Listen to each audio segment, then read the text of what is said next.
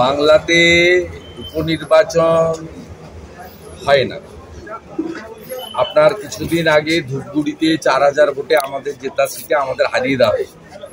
সেই ধূপগুড়ি থেকে গত লোকসভা ভোটে জয়ন্ত রায় 20,000 ভোটে জিতেছে। এই মাদারিহাটে যখন সাধারণ নির্বাচন হবে তখন 30-40 হাজার ভোটে বিজেপি প্রার্থী জিতেছে। উদাহরণটা দিলাম তো ধূপগুড়ি। অতএব এটা নিয়ে টকশোতে আপনারা বলতে পারেন, এটা নিয়ে আমরা ভাবিত। এবং গতকালও আমি বলেছিলাম যে পশ্চিমবঙ্গে উপনির্বাচনের ফল নিয়ে এখানে ভোটই হয় না। উপনির্বাচনে যে মেদিনীপুরে পুলিশ একটাও পোলিং এজেন্টকে কাউকে বাড়িতে থাকতে দিয়েছে, আগের দিন শালবনী চাঁদড়া কাউকে থাকতে দিয়েছে। আমাকে রাত্রে এখানে এসে প্রেস কনফারেন্স করতে হয়েছে লোকগুলোকে, মানে যাতে বেঁচে থাকে এমনভাবে অত্যাচার সেখানে করা হয়েছে। এমনকি ভারতীয় জনতা পার্টির শক্তি কেন্দ্র প্রমুখ তার বাচ্চার জন্মদিনের খাওয়ার প্যান্ডেল পর্যন্ত ভাঙা হয়েছে। এত অমানবিক। নির্বাচন 26-এ হবে এবং মহারাষ্ট্রের মতোই নির্বাচন। তবে এক্ষেত্রে আমি বিরোধী দলনেতা, আমি সংগঠনের আভ্যন্তরীণ বিষয়ে নাক গলাই না, যুক্তও থাকি। আমি শুধু একটা জিনিস উপলব্ধির মধ্য দিয়ে বলতে পারি, আমি সিপিএমের বিরুদ্ধে লড়াই করেছি, গণ আন্দোলন করেছি এবং অনেক গণ আন্দোলনে বর্তমান শাসক দলের নেতৃত্বে তখন হয়েছে 11-র আগে, তাতে প্রত্যক্ষভাবে যুক্ত থেকেছি, কেস খেয়েছি ইত্যাদি। তাতে দুটো জিনিস আমার উপলব্ধিতে এসেছে: নির্বাচনমুখী সংগঠন এবং আন্দোলনমুখী দল বা মোর্চা। এটা আমাদের করা উচিত। আমাদের হাতে মাত্র 1 বছর আছে, ভোটাররা প্রস্তুত আছে এবং সকলেই 26-এর জন্য অপেক্ষায়। এই 6টা আসন নিয়ে কেউ ভাবেনি। আমি আপনাদেরকে উদাহরণ দিলাম ধূপগুড়িতে 1 বছর আগে বিজেপি বিধায়ক বিষ্ণু রায়ের প্রয়াণে উপনির্বাচনে পিসি ভাইপো পুলিশকে দিয়ে দখল করে অনেক মিথ্যা প্রতিশ্রুতি দিয়ে অনেক বাড়ি বাড়ি কাজ, চাকরি বাকরি, মহকুমা ইত্যাদি অনেক ঢপবাজি করে জিতেছিলেন 4000। তো যখন জেনারেল ভোট হয়েছে আমরা জিতেছি 20,000, এই মাস 6 আগে, গত এপ্রিল-মে মাসে। তো এখানেও মাদারিহাটের ক্ষেত্রে আপনি প্রমাণ হয়ে যাবে যে আমরা 26-এ জিতব। শুধু মাদারিহাট নয়, নৈহাটি, তালডাংরা এবং মেদিনীপুর আসনও 26 সালে ভারতীয় জনতা পার্টি জিতবে। হাড়োয়া আমরা কোনোদিনই জিতিনি, ভবিষ্যতেও জিতব না, কারণ সেখানে 80% মুসলমান থাকে। আর মুসলমানরা মহারাষ্ট্র কংগ্রেসকে এবং তার অ্যালায়েন্সকে ভোট দিয়েছে, ঝাড়খণ্ডেও তাই করেছে। আর সিতাইতেও প্রায় 40% কাছাকাছি মুসলমান আছে। যদিও সিতাইতে 21-এ আমাদের ভালো ফাইট হয়েছিল 5000। সিতাই আমরা ভালো লড়বো, সমানে জিতবে কিনা জানি না 26-এ। তা আপনি আমার নাম করে লিখে রাখুন, কারণ ওপারেই তো আমি ফাঁকা করে দিয়েছি পূর্ব মেদিনীপুরে। আমার কাঁথি পুরসভা জোর করে দখল করে মমতা ব্যানার্জির গুন্ডারা 22 সালে দখল করে জিতেছিল কাঁথি পুরসভা। মমতা ব্যানার্জি বিধানসভায় দাঁড়িয়ে আমাকে বলতেন, আপনি আপনার এলাকায় হেরে গেছেন।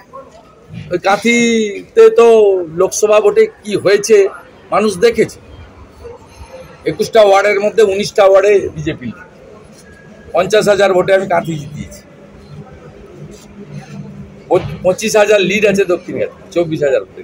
বলছি বঙ্গ বিজেপির নেতৃত্বে ভোট হয়তো আর উপনির্বাচনের পরিবেশ নেই। তাছাড়া দলের সাংগঠনিক অভ্যন্তরীণ বিষয়ে যখন সিদ্ধান্ত হবে সেখানে মতপার্থক্য, ভিন্ন ভিন্ন মত থাকতে পারে। প্রতীক হচ্ছে ফাইনাল। ভারতীয় জনতা পার্টি যারা করে তারা পদ্মফুল দেখেই করে। তাদের নেতা নরেন্দ্র দামোদর দাস। ভারতীয় সংস্কৃতি, সনাতন সংস্কৃতি, জনজাতিদের স্বার্থ এবং অধিকার, এটাই হচ্ছে আমাদের মতপথ। বলছি আমি আবার নৈহাটি, মেদিনীপুর, তালডাংরা এবং মাদারিহাট 26-এর ভোটে জিতবেন। যেভাবে ধূপগুড়ি আমরা উপনির্বাচনে হেরে লোকসভায় 20,000 ভোটে এগিয়ে আছি। তো এগুলো কোনো ইস্যু নয়। বলছি জন বার্লা কি আমি কোনো উনি এখনো স্টিল বিজেপি।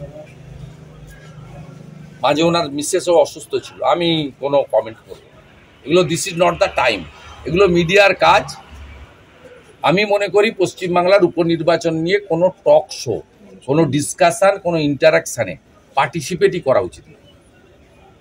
আবারও বলি, আমার যেটা মনে হয়েছে সময়ের ডাক, সংগঠনকে নির্বাচনমুখী, দল এবং মোর্চাকে আন্দোলনমুখী করা দরকার।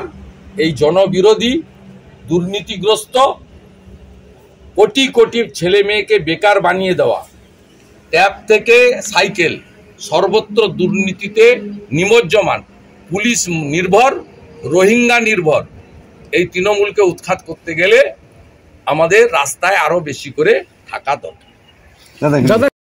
বলছি আপনারা ছত্রপতি ওখানে মারাঠি, স্বাভিমান এবং হিন্দুত্বের জয় হয়েছে।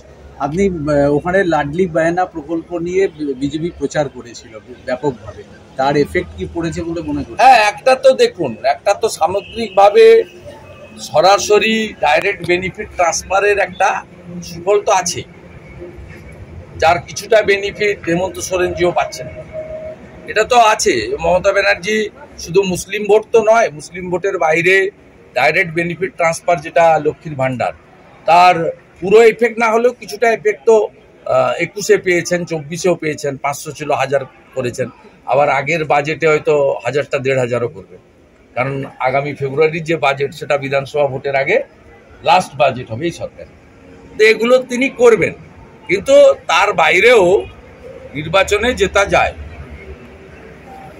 উড়িষ্যাতে ভারতীয় জনতা পার্টি বলেছিল, ওখানে নবীনজিও অনেক ডাইরেক্ট বেনিফিট ট্রান্সফার করেছেন, তারপরেও ভারতীয় জনতা পার্টি বলেছিল যে আমরা সুভদ্রা যোজনা চালু করে মহিলাদের স্বনির্ভর করার জন্য 50,000 টাকা করে বছরে দেব, বিশ্বাস করে দিয়েছেন।